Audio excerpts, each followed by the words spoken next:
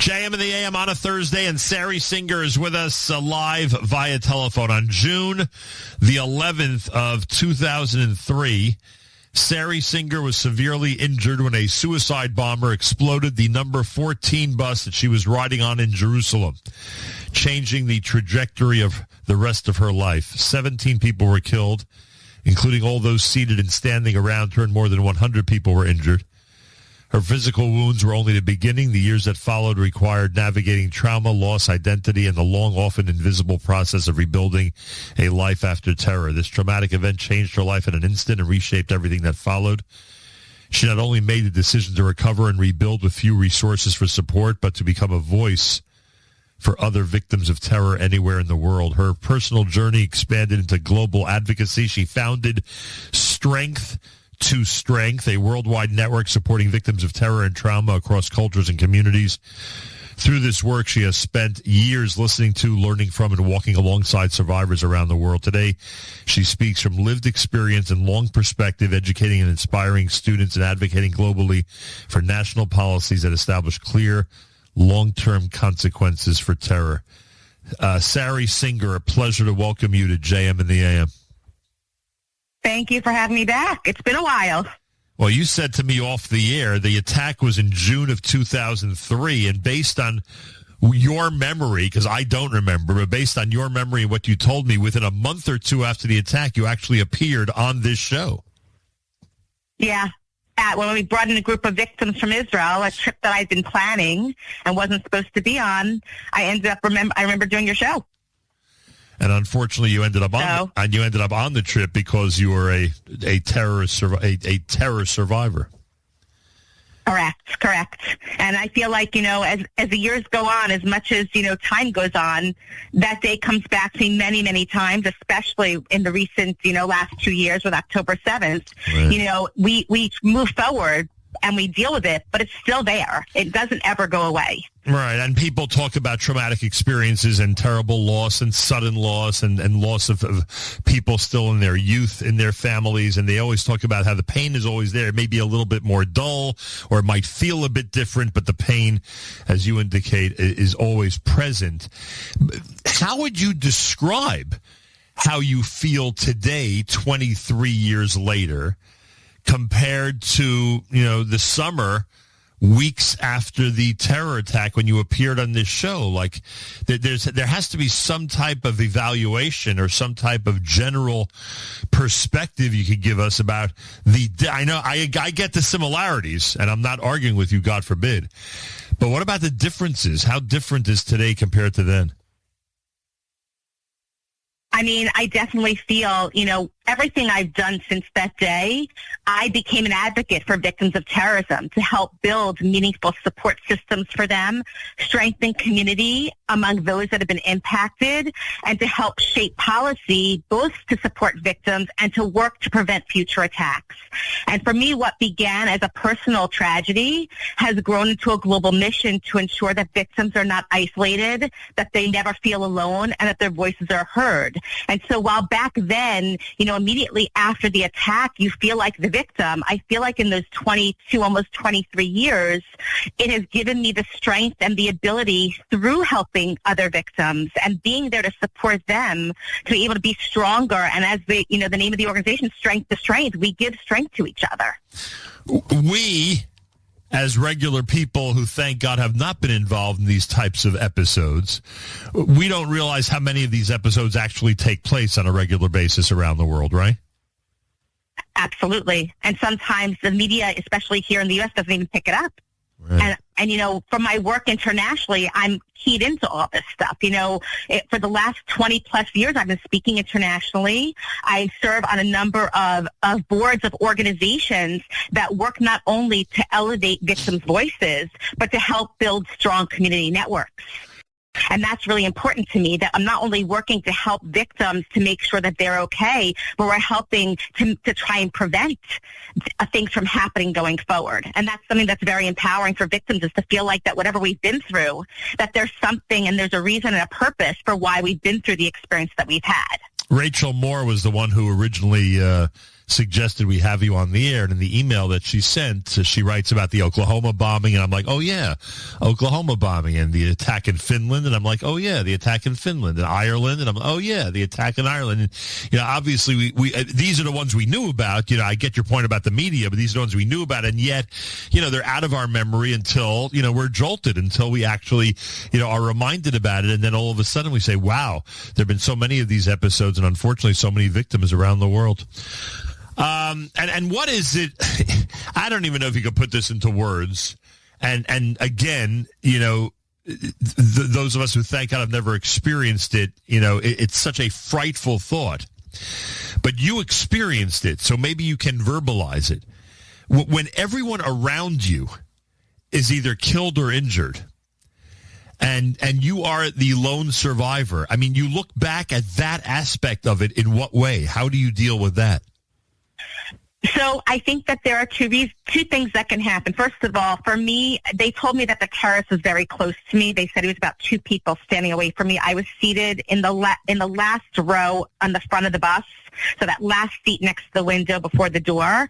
And next to me, there was a girl that was sitting next to me, and her boyfriend was standing. They thought that the terrorist was next to the boyfriend based on the impact of the people that didn't survive in that area, because the rows in front of me didn't survive, the girl and her boyfriend.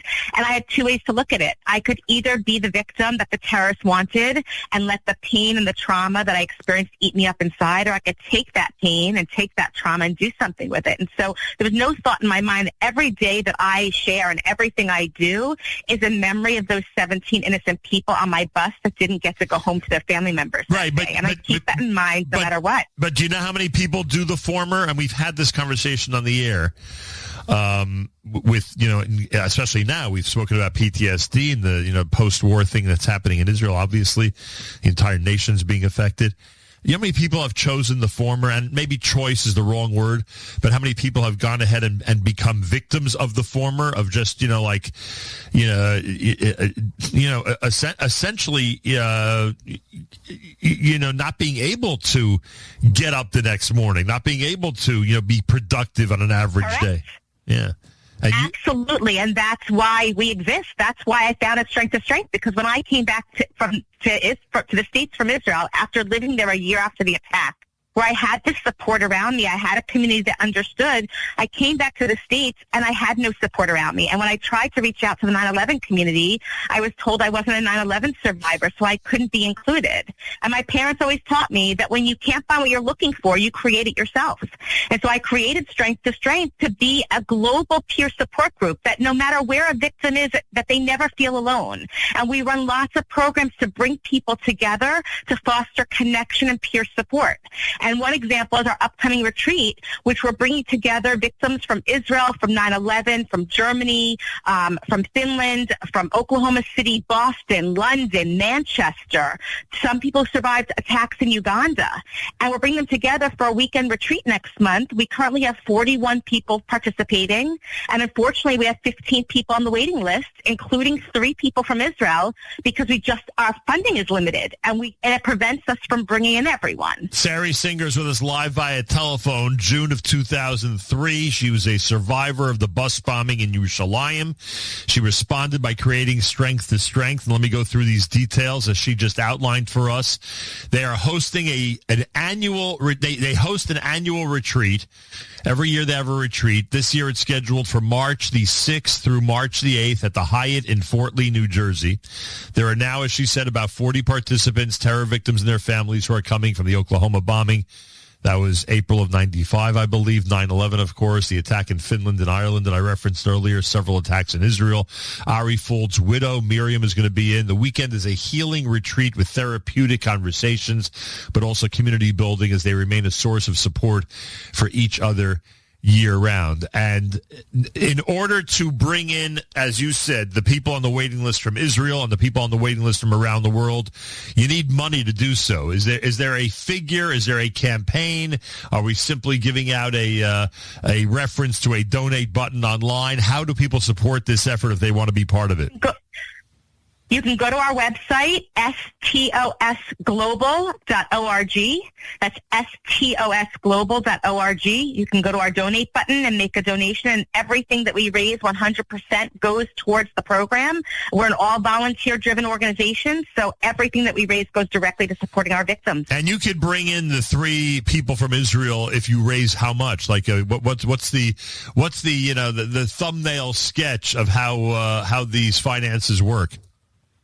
So we need another $20,000 to bring in everybody, including the 3 Israelis. That's what we're looking for right now. Strength to Strength needs $20,000. And as I said earlier, even in the home stretch of our own campaign here at JM and the AM, we always, even during our campaigns, feature worthy campaigns and worthy efforts that deserve our support. Strength to Strength is STOS, I assume that's Strength to Strength, letter S, TOS, global.org.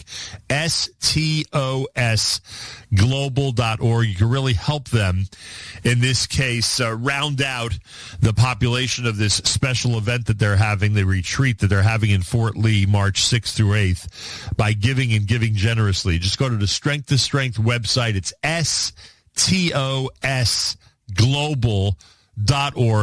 Hit the Donate Now button and help them connect, share, and heal with victims of terror. Sarri Singer is with us live via telephone. So tell me about some of the changes you've seen, because I described earlier, people who are down in the dumps can't get up in the morning, and understandably so because of the situation they're in.